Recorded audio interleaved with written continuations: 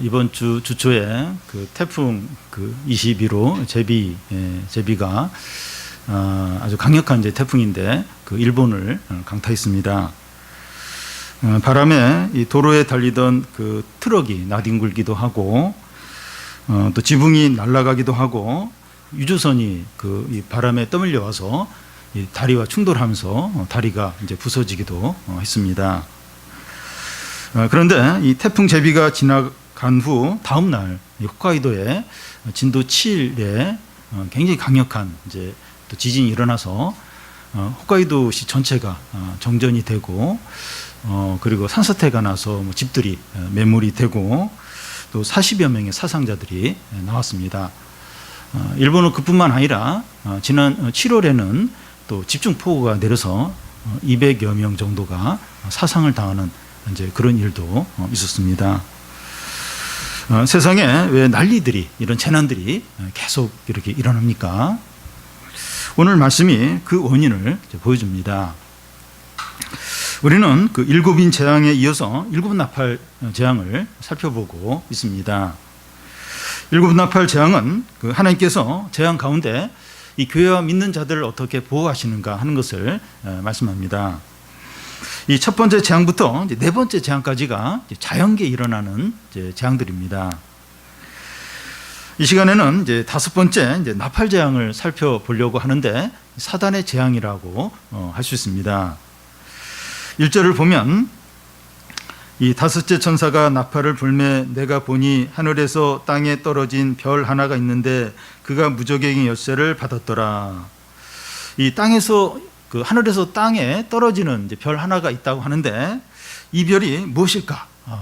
뭐 사단인가 아니면 천사인가 이제 하는 걸 좀 이렇게 정확하게 알 수가 없는데 이 천사로 보는 게 더 좋습니다. 이 천사 중에서도 권세가 있는 이 천사장 중에 하나로 이제 보면 좋습니다.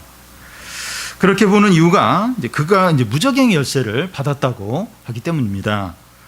무저갱을 열기도 하고 닫기도 하는 권세가 이 천사들에게 있지 사단에게 있을 수는 없기 때문입니다. 무저갱은 이제 사단과 그의 졸개들이 영원히 들어갈 이제 감옥과 같은 겁니다. 그래서 이 거레사 광인에게 들어간 이제 군대 귀신이 예수님을 보자마자 우리를 무저갱으로 이제 보내시려고 그러십니까? 하면서 무저갱으로 절대 보내지 말라고 부탁하는 그런 장면이 나옵니다. 천사장이 무저갱의 열쇠를 받았다고 하는 것은 이 사단의 활동을 하나님께서 철저하게 이제 통제하고 이제 이렇게 조절하신다는 것을 이제 알 수 있습니다. 무저갱의 열쇠를 가진 천사가 무저갱을 열자 어떤 일이 일어납니까?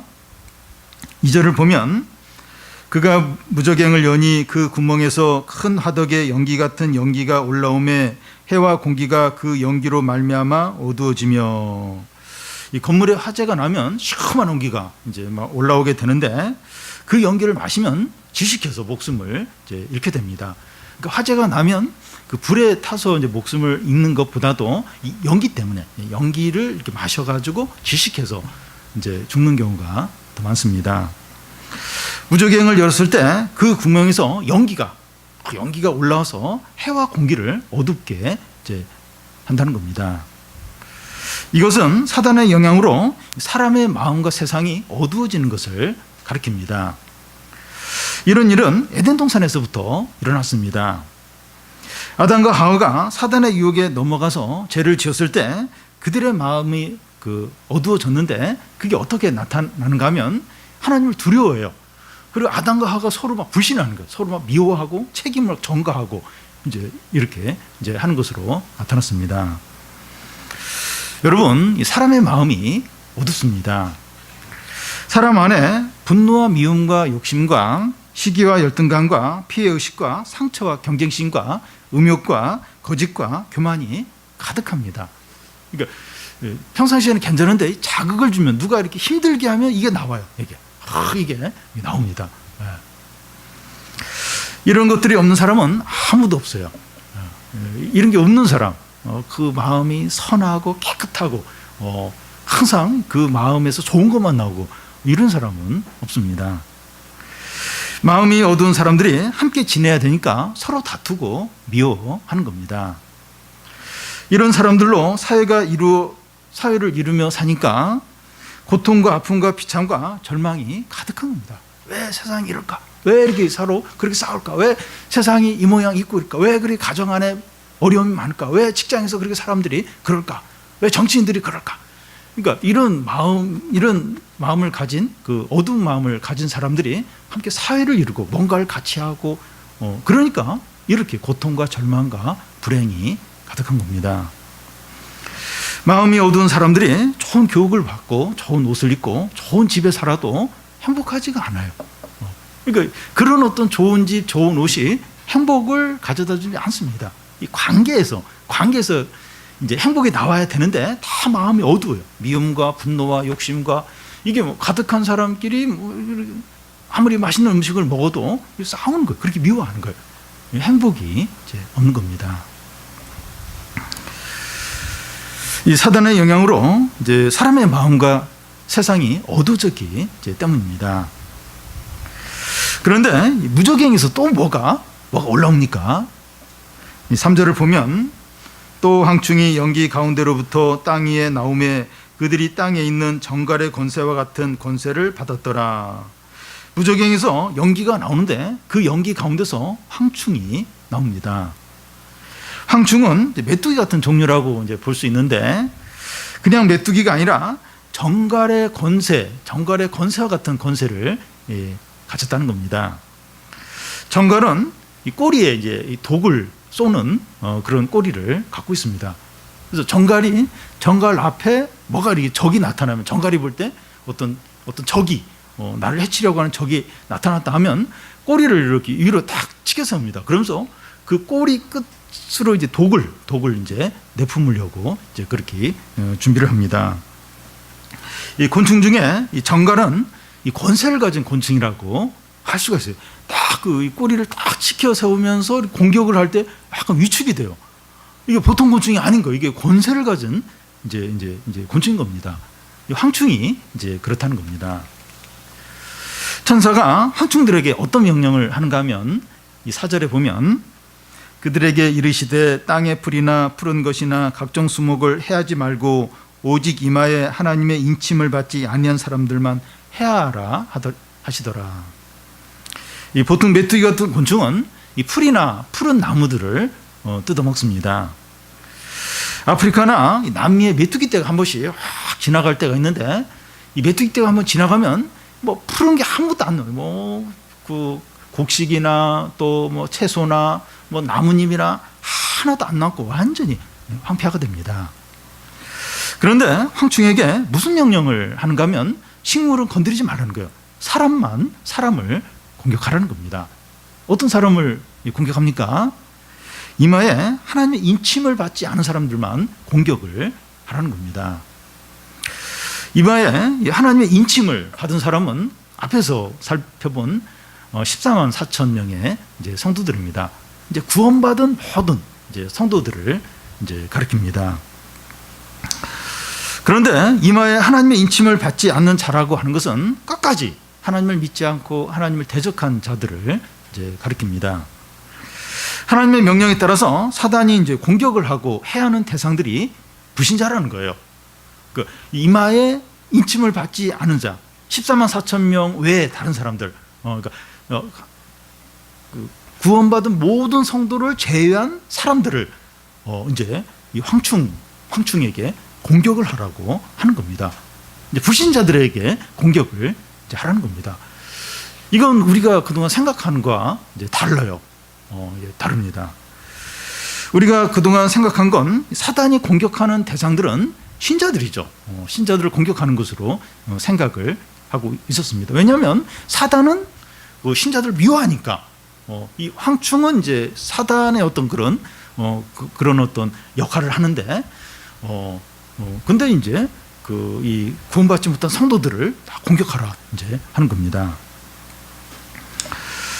사단은 이 하나님께서 허락하지 않으면 믿는 자들은 머리털 하나 건드리지 못합니다.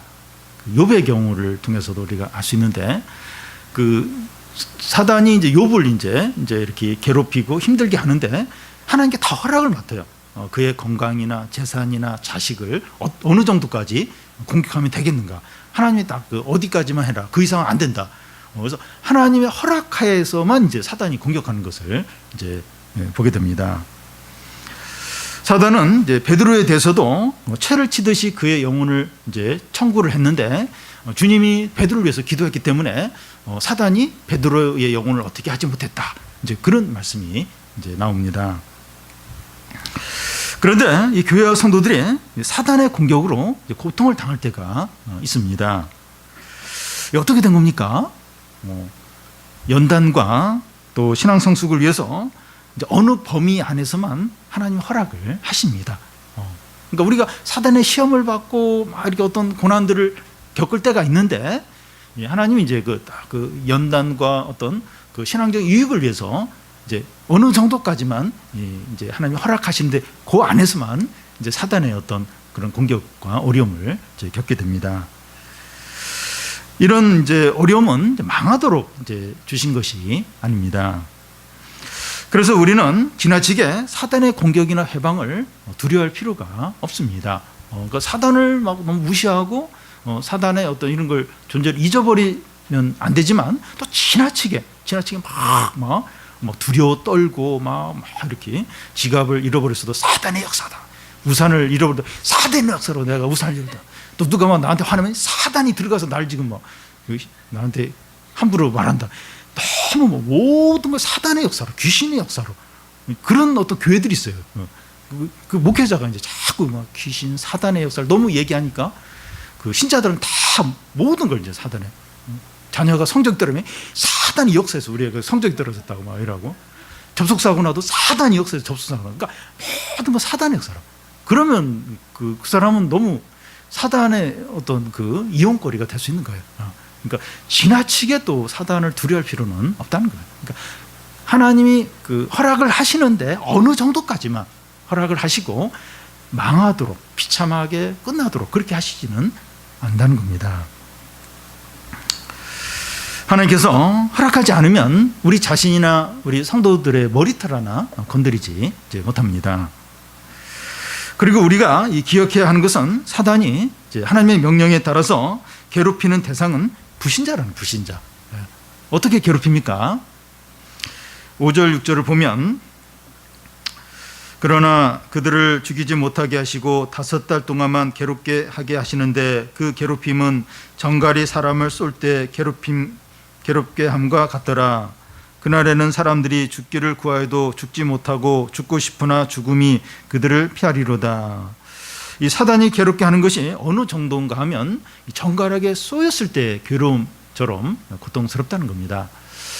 저의 기억으로는 벌에 쏘였을 때하고 쐐기에 쏘였을 때, 그러니까 풀숲이나 이제 산에 이렇게 가다 보면 이 나뭇잎 밑에 쐐기들이, 쐐기가 나중에 이제 뭐 이렇게 나방이나 나비로 이제 그 바뀐데, 그 쐐기에 쏘였을 때 얼마나 따갑고 이제 힘든지 이제 모릅니다. 이 정갈 중에 중동에 사는 정갈에 쏘이면 한 3일 정도 고통스럽다가 이제 낫게 되지만, 이 아프리카에 있는 그 정갈 중에서는 쏘이면 고통도 고통이지만 목숨을 잃는 경우도 있다고 합니다. 정갈에 쏘이면 독이 몸에 퍼져서 너무나도 고통스럽습니다. 사단이 믿지 않는 자들에게 이런 고통을 주는 겁니다. 너무나 고통스러워서 죽고 싶어요. 근데 죽지도 못하는 겁니다. 이 5달 동안이라고 하는데 5달은 짧은 기간이 아니에요. 근데 이 5달 동안 정갈에 쏘인 것처럼 그런 고통을 이제 겪게 하는 겁니다.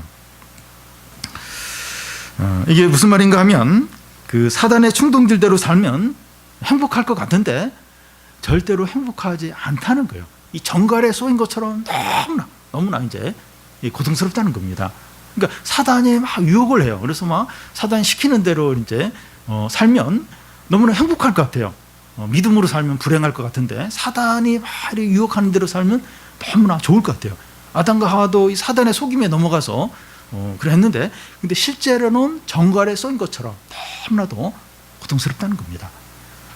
이 조폭들이 보면 깍두기 머리 해가지고 뭐 이렇게 좋은 차 타고 다니고, 그래서 조폭에 들어가면 행복할 거예요. 멋있고. 일단 들어가서 거기 이렇게 활동을 하다 보면 괴로운 거예요. 괴로워.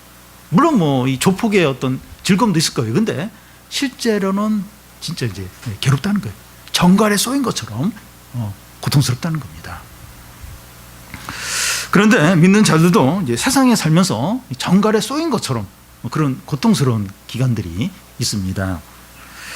질병이나 경제적 문제나 사람과의 관계나 자녀 문제로 이제 고통을 겪을 때 이런 것들은 이 사단이 이 믿지 않는 사람들에게 막 주는 어떤 고통 이런 게 아니고 우리의 유익과 이제 신앙 성숙을 위해서 하나님이 허락하신 그런 고통들입니다.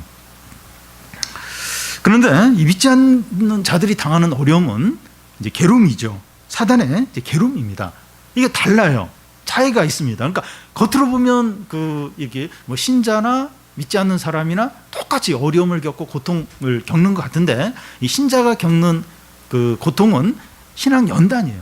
신앙의 어떤 유익을 위해서 이제 그 고통을 겪지만, 이제 이 믿지 않는 사람들이 받는 그 고통은 사단의 괴로움입니다. 하나님의 이게 심판이에요. 그냥 벌 받는 겁니다.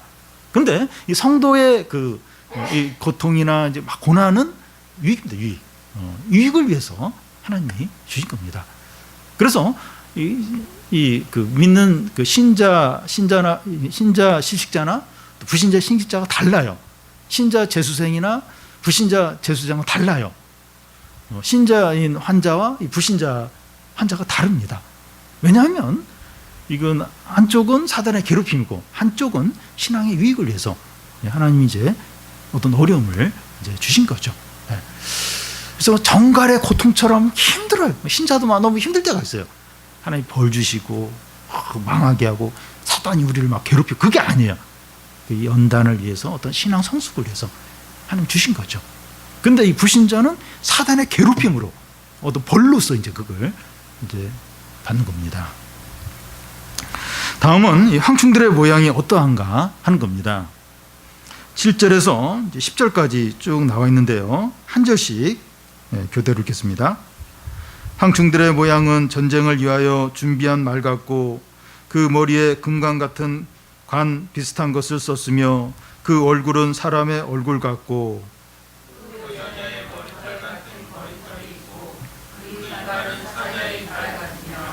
또 초로심경 같은 호심경이 있고 그 날개들의 소리는 병거와 많은 말들이 전쟁터로 달려가는 소리 같으며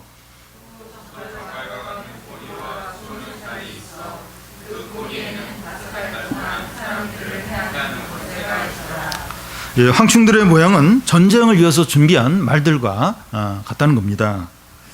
황충들은 전쟁을 하기에 적합하도록 모든 것을 갖추고 있습니다. 황충의 머리를 보면 금관 같은 것을 썼다고 하는데 이 정복과 통치를 의미합니다. 황충의 얼굴은 사람의 얼굴과 같다고 하는데 지혜를 의미합니다. 그리고 황충에게 여자의 머리털 같은 것이 있다고 하는데 매력이 있다는 겁니다. 황충의 이빨은 사자 이빨과 같다고 하는데 강인한 공격력을 가리킵니다. 또 황충에는 철 호신경이 있다고 하는데 강력한 방어력을 의미하고, 황충의 날개 소리가 병거와 많은 말들이 전쟁터로 달려가는 이제 소리와 같다고 하는 것은 사람들에게 공포감을 준다는 겁니다. 그리고 황충에게 정갈이 쏘는 화살이 있다고 하는 것은 독같이 사람에게 치명적인 해를 준다는 겁니다. 황충의 이런 모양은 가장 위협적이고 가장 군사적인 모습입니다. 황충의 모형이 무엇을 가리킵니까? 사단의 모습을 보여줍니다. 사단의 정복력과 지혜와 매력과 방어력과 공격력과 치명적인 무기를 가리킵니다. 황충의 여러 가지 모양을 이야기했는데 그 사단의 이런 어떤 매력, 공격력, 치명적인 무기 이런 것을 지금 보여주는 겁니다. 사단은 싸워서 이기는데 완벽한 준비를 갖추고 있습니다. 사단은 싸우는데 어떤 영적인 싸움을 싸우는데 골리앗처럼 완벽한 모든 걸 갖추고 이제 있습니다. 그러면 이 사단은 누구와 싸웁니까? 불신자가 아닙니다. 사단과 싸우는 대상은 불신자가 아니에요. 앞에서 살펴봤듯이 사단은 불신자를 괴롭힙니다. 싸움의 상대가 아니에요. 이미 게임이 끝난 거예요. 사단은 그냥 불신자를 괴롭혀요. 이게 불신자하고 사단하고 싸움이 안 돼요. 싸울 필요가 없고 이미 불신자는 사단의 종이기 때문에 사단은 그냥 괴롭혀요. 불신자를 괴롭힐 뿐입니다. 사단은 믿는 자들과 싸웁니다. 에베소서에 보면 우리의 싸움은 혈과 육이 아니요 세상의 주관자와 공중의 권세 잡은 자와의 싸움이라고 말합니다. 사단이죠. 우리는 사단과 싸웁니다. 사단은 믿는 자들과 싸웁니다. 취업이나 대학 입시나 사업이 치열한 경쟁이죠. 그러니까 실력이 안 되면 떨어져요. 뭐 예쁘고 잘생기고 또 막 키가 크고 이게 모르겠어요. 그런 업종에서는 좀 도움이 될지 몰라도 이쁘기 때문에 키가 크기 때문에 그래서 뭐 합격시켜주고 그런 거 없어요. 실력이 없으면 그냥 이렇게 떨어지는 겁니다. 얼마나 치열한지 모릅니다. 그러니까 우리의 영적인 싸움이 실제적이에요. 아주 치열한 싸움이라는 겁니다. 우리가 싸워야 될 상대가 사단입니다. 그런데 이 사단은 우리가 살펴보았듯이 전사로서 가장 완벽하고 철저한 준비를 하고 있습니다. 사단은 싸움에서는 절대로 이게 지지 않는 그런 파이터입니다. 그리고 얼마나 모든 걸 완벽하게 갖추고 있는지 모릅니다.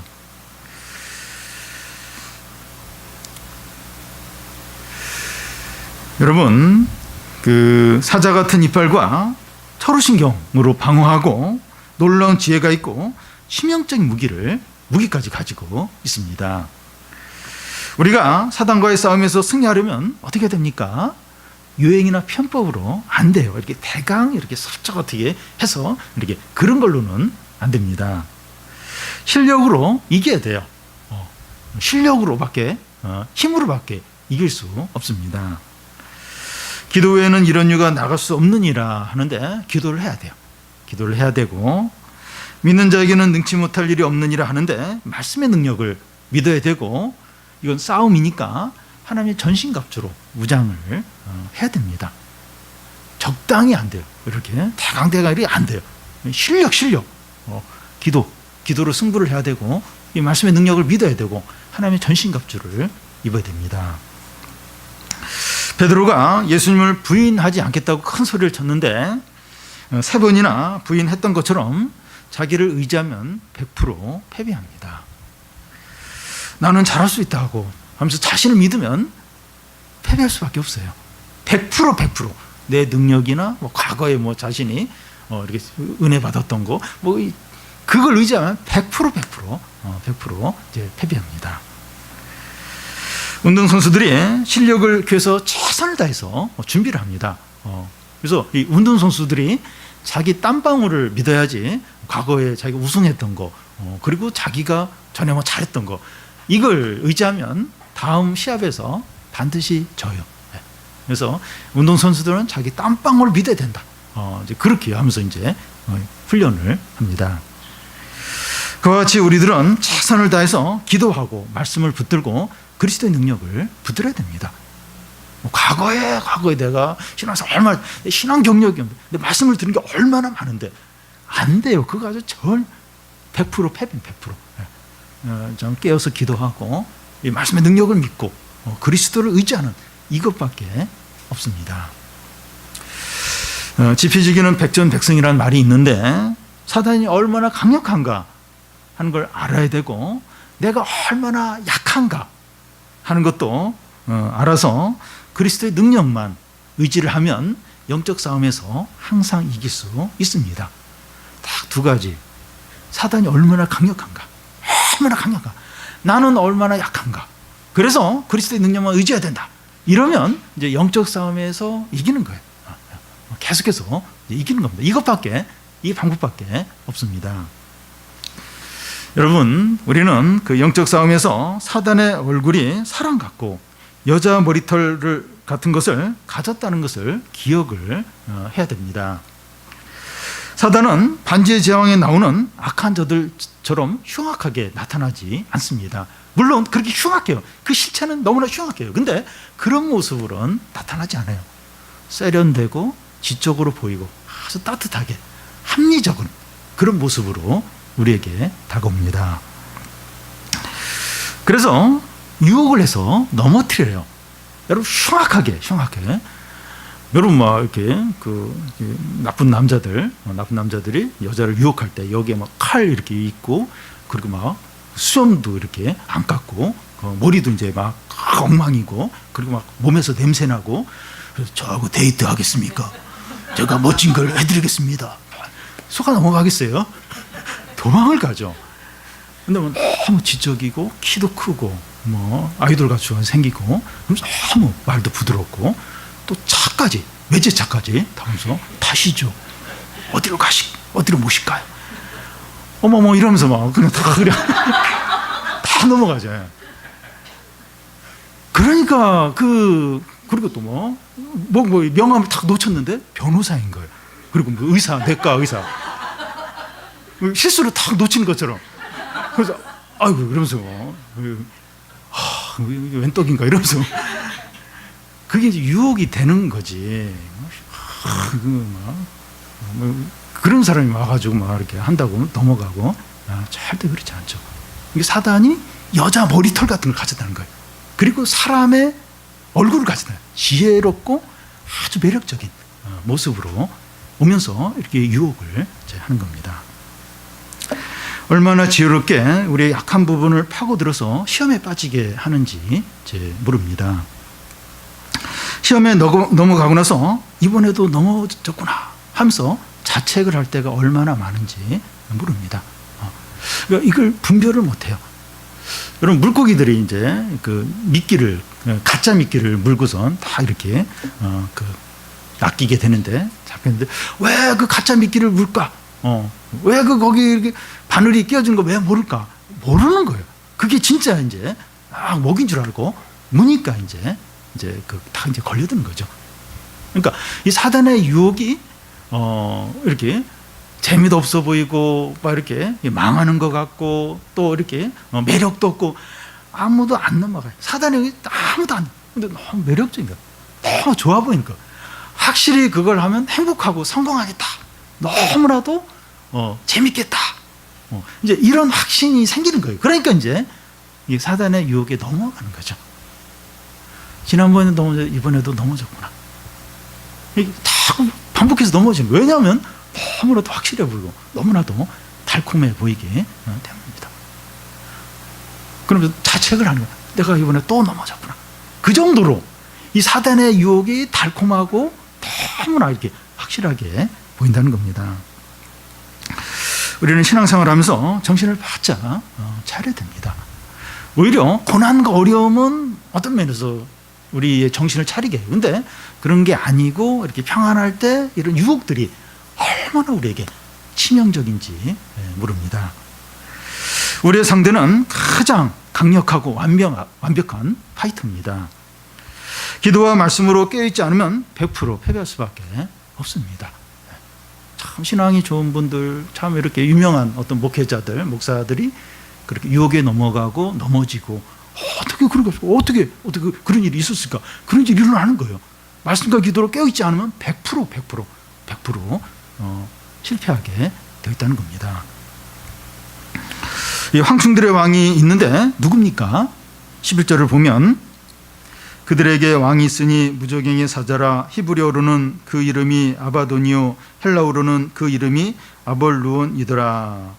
이 아바돈의 의미는 파괴라는 의미고 또 아볼루온의 의미는 파괴자라는 의미입니다. 황충들의 왕은 사단입니다. 사단은 이 파괴를 하는 자이고 그의 목표는 멸망을 시키는 겁니다. 그러니까 사단은 파괴하는 자예요. 파괴하는 자, 부수는 자, 파괴하는 자고 그 사단의 목표는 완전히 이제 멸망을 시키는 게 이제 목표입니다. 한 영혼과 한 가정과 한 교회와 세상을 파괴를 하려고 합니다. 사단은 파괴하는 자예요. 그 목표가 멸망을 시키는 게 이제 목표입니다. 사단이 파괴하는 자라는 것을 보여주는 대표적인 예가 거라사 강입니다. 거라사 광인에게는 이제 군대 귀신 들렸는데 이 귀신은 이제 사단의 절개들이에요. 근데 이 거라사 광인은 무덤에 살았어요. 옷도 입지 않고 괴성을 지르고 혼자 있을 때는 돌로 이제 자신의 몸을 찢고 그리고 막 소리를 지르면서 지나다니는 사람들을 괴롭혔습니다. 또 귀신 들리고 기머거리고 간질병 걸린 소년의 경우에는 귀신이 그를 한 번씩 충동질하면 거품을 흘리면서 바닥에 내뒹굴고 물과 불에 뛰어들게 하는 겁니다.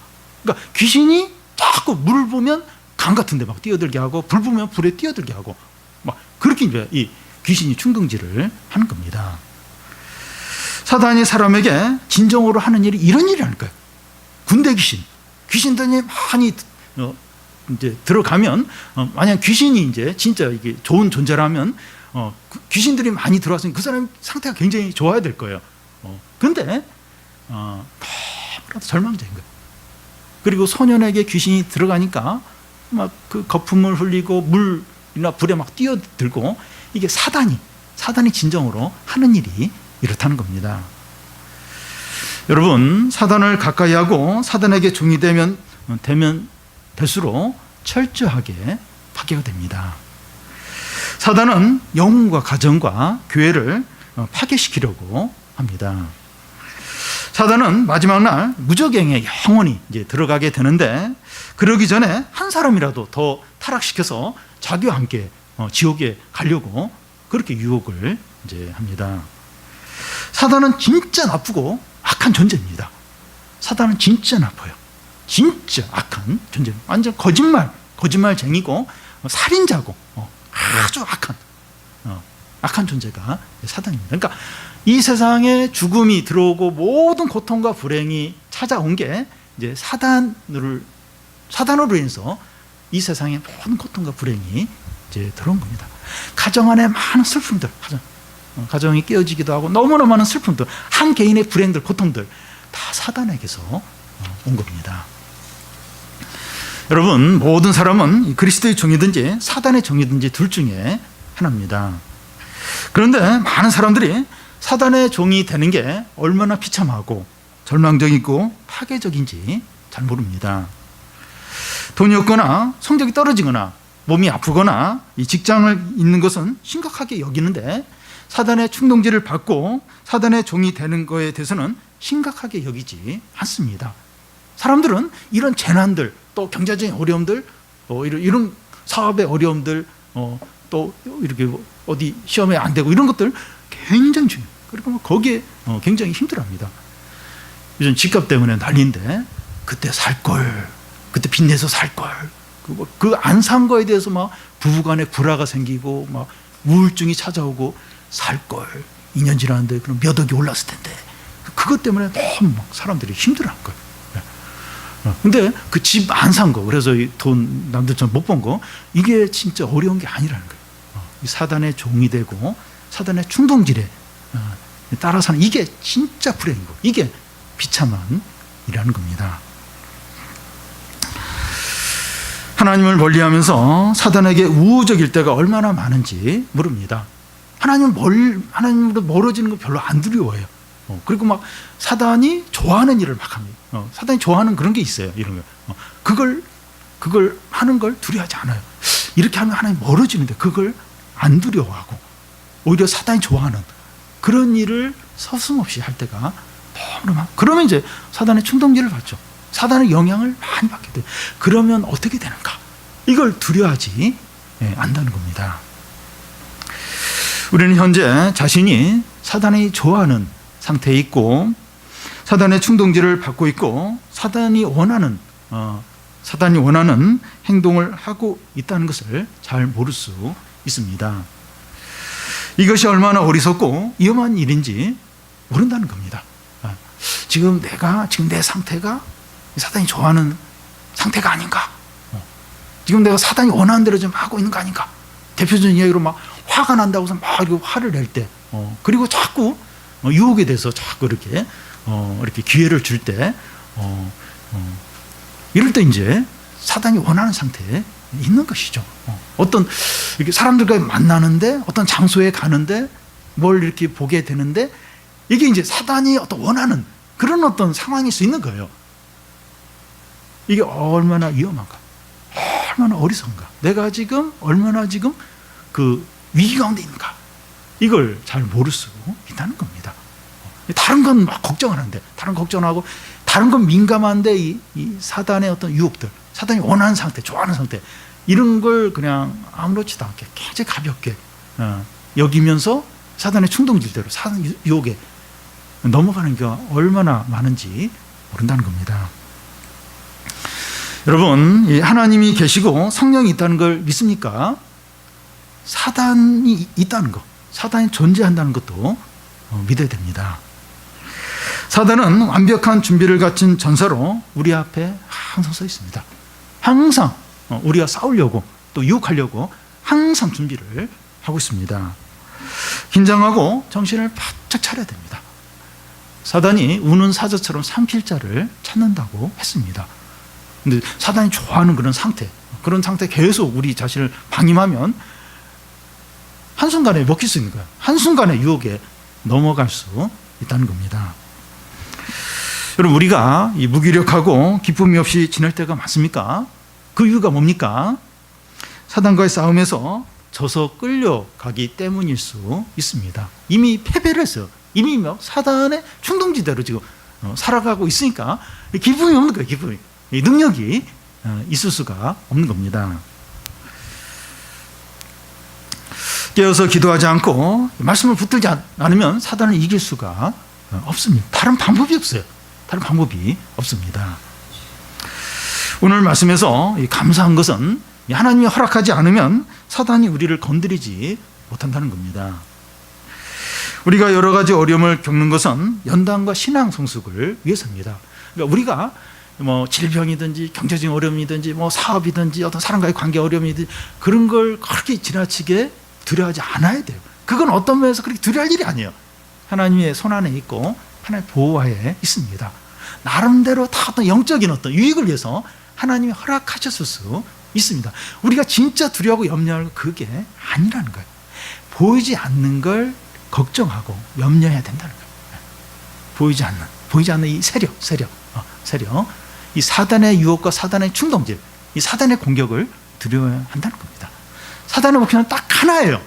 우리를 하나님으로부터 멀어지게 만들어서 자기와 함께 지옥에 끌고 가는 거예요. 완전히 망하도록 하는 겁니다. 그러니까 모든 은혜를 다 빼앗기도록, 이제 사단이 이제 결국은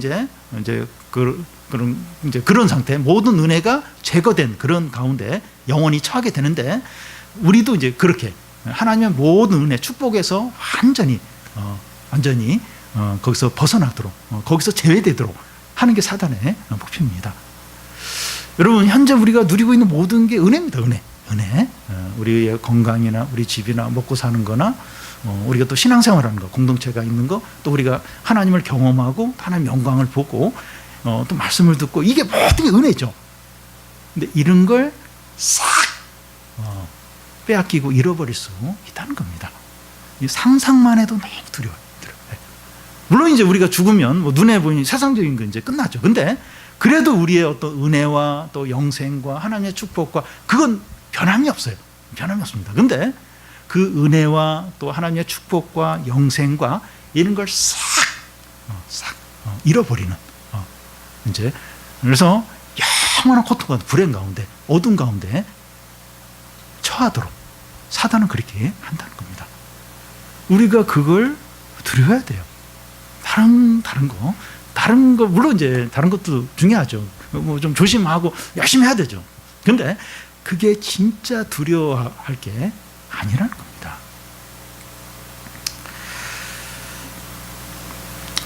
여러분, 우리의 직분이나 신앙 경력이나 이 말씀을 들은 것이나 또 체험한 것들을 의지하지 마시기 바랍니다. 이런 것들이 영적인 싸움에 아무런 도움이 되지 않아요. 아무런.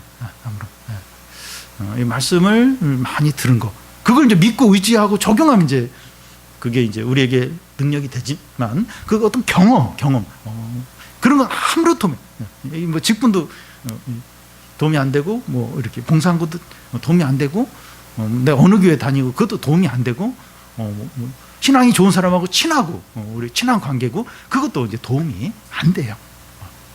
오직 깨어서 기도하고 말씀을 의지하고 내가 얼마나 연약한 존재인가 하면서 그리스도의 능력을 붙들고